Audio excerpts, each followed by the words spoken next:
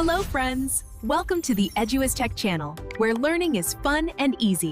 नमस्कार प्यारे बच्चों, आज की इंग्लिश क्लास में आप सबका बहुत बहुत स्वागत है। आज हम ना एक बहुत ही मज़ेदार और ज़रूरी टेंस सीखने वाले हैं, पास्ट कंटिन्यूअस पैसिव वॉइस।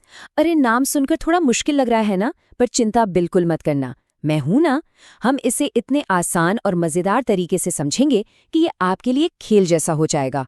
पता है, ये टेंस ना सिर्फ आपके एग्जाम में अच्छे नंबर लाने में मदद करेगा, बल्कि जब आप अंग्रेजी में बात करेंगे ना, तो आपकी भाषा और भी अच्छी लगेगी। तो क्या आप सब तैयार हैं? अपनी नोटबुक और पेन साथ रख लीजिए और चलिए आज की इस मज़ेदार पढ़ाई को शुरू करते हैं।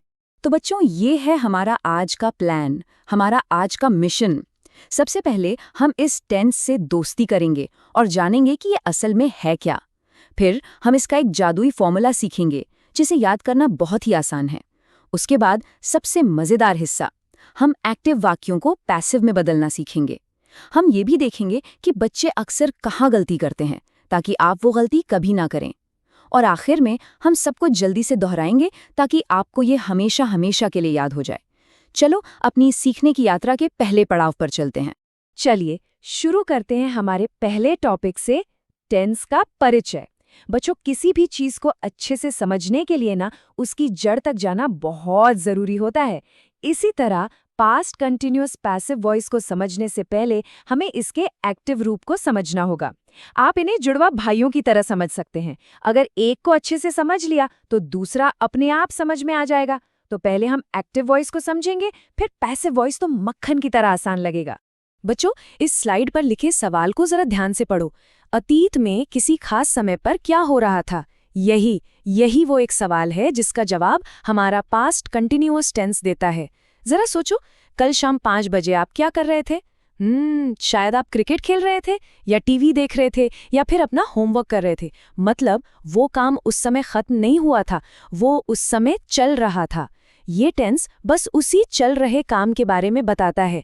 ये किसी एक्शन की फोटो नहीं है, बल्कि एक छोटी सी वीडियो क्लिप की तरह है जो अतीत में चल रही थी। तो जैसा कि मैंने कहा, पहले हम एक्टिव वॉइस को समझेंगे। इसका फॉर्मूला बहुत ही सरल है। सबसे पहले आता है सब्जेक्ट, यानी काम करने वाला। उसके बाद लगता है वॉज या वर, और फिर वर्ब यानी क्रिया में आईएनजी जुड़ जाता है। अब सवाल ये है कि वॉज कहाँ लगेगा और वर कहाँ लगेगा। बहुत आसान है, याद रखना, आई, ही, शी, इट और कोई भी एक नाम या एक चीज यानी सिंगुलर के साथ वॉज लगता है, और यू, वी, दे और एक से ज्यादा नामों या चीजों यानी प्लूरल के साथ वर लगता है। अब स्लाइड पर उदाहरण देखो। She was cooking food. यहाँ शी सब्जेक्ट है जो एक है, इसलिए वॉज लगा और कुक में आईएनजी जुड़ गया। इसका मतलब है वो खाना बना रही थी। दूसरा देखो, दे वर प्लेइंग क्रिकेट। यहाँ दे है, मतलब एक से ज्यादा लोग, तो हमने वर लगाया। वे क्रिकेट खेल रहे थे। दोनों में काम चल रहा था ना, है ना? बिल्कुल आसान। बहुत बढ़िया। अब जब आप एक्टिव वॉइस को अच्छे से समझ गए हैं, तो अब असली जादू सीखने का समय आ गया है, यानी पैसिव वॉइस। चलो देखते हैं कि इसका फॉर्मूला कैसे बनता है। घबराना बिल्कुल नहीं, हम इसे छोटे छोटे आसान टुकड़ों में सीखेंगे ताकि ये आपके दिमाग में हमेशा के लिए बैठ जाए। तैयार हैं जादू सीखने के लिए? चलो बच्चों, पैसिव वॉइस में सबसे बड़ा और सबसे मजेदार बदलाव ये होता है कि कहानी का हीरो बदल जाता है। एक्टिव वॉइस में हीरो होता है काम करने वाला, जिसे हम डूअर या सब्जेक्ट कहते हैं। जैसे शी वॉज कुकिंग फूड में हीरो शी थी। लेकिन पैसिव वॉइस में हीरो बन जाता है खुद काम, यानी एक्शन। हमारे लिए ये जानना ज्यादा जरूरी हो जाता है कि क्या हो रहा था, ये नहीं कि कौन कर रहा था। जैसे खाना पकाया जा रहा था, यहाँ खाना महत्वपूर्ण है, पकाने वाला नहीं। बस यही पैसिव वॉइस का असली मतलब है। तो हमारे पैसिव फॉर्मूले का पहला हिस्सा है वॉज या वर। अरे ये तो आपको पहले से ही पता है, नियम बिल्कुल वही है जो हमने एक्टिव वॉइस में सीखा था। अगर हमारा नया सब्जेक्ट यानी जिस चीज पर काम हो रहा है वो एक है, सिंगुलर है, तो वॉज लगेगा। और अगर हमारा नया सब्जेक्ट एक से ज्यादा है, प्लूरल है, तो वह लगेगा। जैसे अगर हम अ लेटर की बात कर रहे हैं तो वॉज लगेगा, लेकिन अगर हम लेटर्स की बात कर रहे हैं तो वर लगेगा। ये तो याद रहेगा ना? बहुत अच्छे। अब आता है इस फॉर्मूले का सबसे जरूरी और जादुई शब्द। देखो स्लाइड पर, वॉज या वर के बाद क्या लिखा है? BEING, being. बच्चों, इस शब्द को अपने दिमाग में ताला लगाकर बंद कर लो। ये शब्द ही हमें बताता है कि काम कंटिन्यूअस था, यानी चल रहा था। अगर आपने ये शब्द हटा दिया तो पूरे वाक्य का मतलब ही बदल जाएगा। तो याद रखना, पास्ट कंटिन्यूअस पैसिव का सुपर हीरो कौन है? बिल्कुल सही, बीइंग। इसे कभी कभी कभी नहीं भूलना है। और ये देखो, हमारा पूरा फॉर्मूला तैयार है। चलो सब मिलकर एक साथ इसे दोहराते हैं। वॉज या वर, उसके साथ हमारा सुपर हीरो बीइंग, और आखिर में क्रिया का तीसरा रूप जिसे हम V3 या पास्ट पार्टिसिपल भी कहते हैं।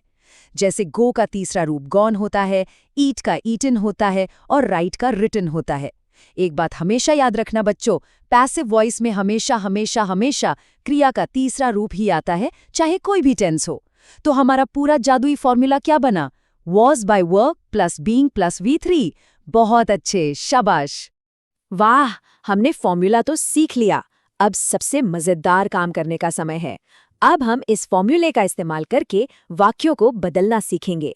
चलो देखते हैं कि एक्टिव से पैसिव में बदलने का ये खेल कैसे खेला जाता है। ये बहुत आसान है, बस ध्यान से देखना कि मैं क्या करता हूँ। किसी भी एक्टिव वाक्य को पैसिव में बदलने के लिए बस ये 3 आसान स्टेप्स याद रखो, जैसे कोई रेसिपी हो। स्टेप 1, वाक्य के आखिर में जो ऑब्जेक्ट है उसे पकड़कर सबसे आगे ले आओ। वो अब हमारा नया हीरो यानी नया सब्जेक्ट है। स्टेप 2, क्रिया को हमारे नए जादुई फॉर्मूले यानी was were plus being plus V3 में बदल दो। स्टेप 3, जो पुराना हीरो यानी सब्जेक्ट था उसे बाय लगाकर वाक्य के सबसे आखिर में भेज दो। बस हो गया काम। चलो अब इसे एक असली उदाहरण से समझते हैं। ये रहा हमारा एक्टिव वाक्य, the workers were building a bridge. इसका मतलब है मजदूर एक पुल बना रहे थे। अब चलो इसमें हमारे 3 स्टेप्स के लिए चीजें ढूंढते हैं। अच्छा, काम कौन कर रहा है? द वर्कर्स, तो ये हमारा सब्जेक्ट है। क्या काम हो रहा है? बिल्डिंग यानी बनाना, ये हमारी क्रिया है। और क्या बनाया जा रहा है? ए ब्रिज, तो ये हमारा ऑब्जेक्ट है। तीनों चीजें मिल गईं। अब जादू करने के लिए तैयार हो जाओ। और ये देखो, जादू हो गया। चलो देखते हैं ये कैसे हुआ, स्टेप बाय स्टेप। स्टेप 1, हमने ऑब्जेक्ट अ ब्रिज को उठाकर सबसे आगे रख दिया। अब ये हमारा नया सब्जेक्ट है। स्टेप 2, अब क्रिया को बदलते हैं। क्योंकि अ ब्रिज एक ही है, सिंगुलर है, तो हमने वॉज लगाया। फिर हमारा सुपर हीरो बीइंग आया और बिल्ड का तीसरा रूप बिल्ट लगाया, तो क्रिया बन गई वॉज बीइंग बिल्ट। स्टेप 3, पुराने सब्जेक्ट द वर्कर्स को बाय के साथ आखिर में रख दिया, तो पूरा वाक्य बना अ bridge was being built by the workers. मतलब एक पुल मजदूरों द्वारा बनाया जा रहा था। देखा, उन 3 स्टेप से ये कितना आसान हो गया।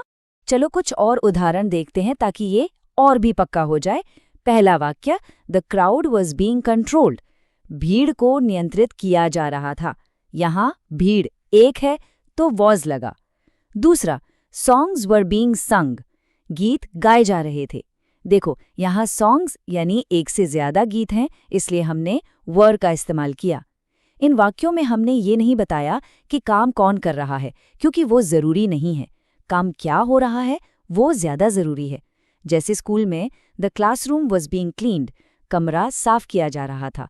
कौन कर रहा था ये बताना जरूरी नहीं। चलो बच्चों, अब मैं आपको एक सीक्रेट बताता हूँ, एक राज की बात। एक ऐसी छोटी सी गलती है जो बहुत सारे बच्चे करते हैं, यहाँ तक कि बड़े भी कर देते हैं। अगर आपने इस पर ध्यान दिया ना, तो आपके नंबर कभी नहीं कटेंगे और आप हमेशा सही वाक्य बनाएंगे। चलो देखते हैं वो क्या कॉमन जाल है जिसमें हमें नहीं फंसना है। तो सबसे बड़ी गलती होती है हमारे सुपर हीरो बीइंग को भूल जाना।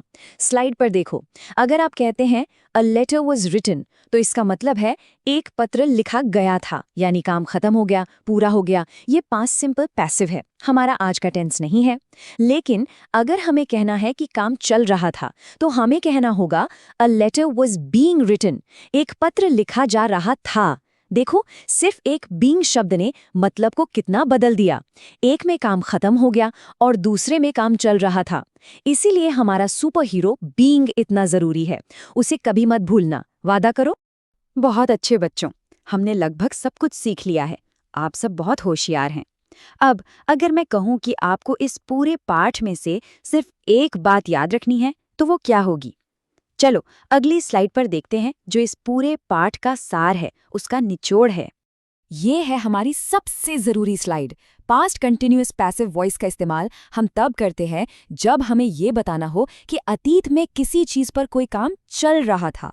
इसमें ध्यान काम पर होता है, करने वाले पर नहीं। और इसका जादुई फॉर्मूला क्या है? चलो आखिरी बार सब एक साथ जोर से बोलेंगे। Was, were plus being plus क्रिया का तीसरा रूप। शाबाश! इसे अपनी नोटबुक में बड़े बड़े सुंदर अक्षरों में लिख लो और एक बॉक्स बना दो ताकि ये हमेशा याद रहे। अब इस पाठ को हमेशा के लिए याद रखने का सबसे अच्छा तरीका क्या है? अपने आसपास की दुनिया को देखना। इस सवाल के बारे में सोचो, कल हमारे आसपास क्या किया जा रहा था? सोचो, शायद आपके घर के पास एक सड़क की मरम्मत की जा रही थी और रोड वॉज बीइंग रिपेयर्ड, या शायद आपकी मम्मी के द्वारा स्वादिष्ट खाना बनाया जा रहा था, delicious food was being cooked bye my mother, या टीवी पर एक मैच देखा जा रहा था, a match was being watched on TV. आज आपका होमवर्क यही है, ऐसे 5 वाक्य सोचो या अपनी कॉपी में लिखो जो बताते हैं कि कल आपके आसपास क्या-क्या किया जा रहा था।